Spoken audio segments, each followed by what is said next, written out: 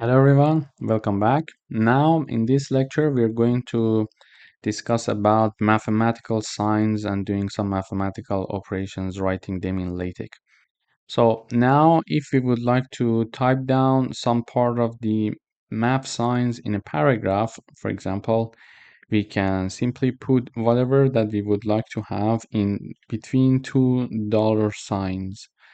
So for example, we could say in this mathematical formulation, we are going to consider m to be a very large number and n to be number of nodes. For example, this is the paragraph that we would like to type down, but there are some math signs, not notations, that in the paragraph that we would like to mention in a good way. So when the reader reads the text, they understand that we are talking about one m that is used in our mathematical formulation, or it's a math sign included in a paragraph. So you see they are a bit italic, and in order to do that, we need to type down whatever we want simply between two dollar signs.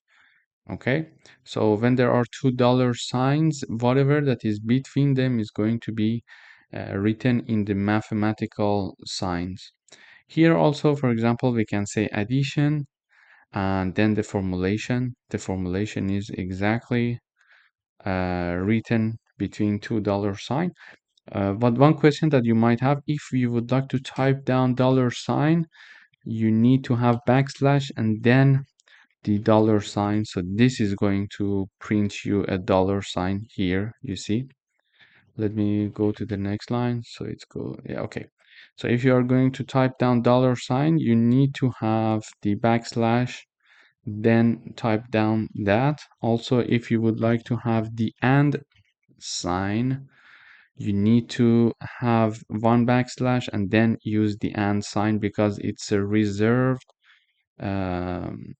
keyword for the LaTeX. So basically, when you're going to have the backslash before them, you're going to tell the compiler, okay, I would like to use this and sign or the dollar sign exactly as they are, and not as the reserved keyword for the LaTeX, because there are reserved keyword for the math formulation and also for tables to differentiate and separate two columns, the and sign and the dollar sign.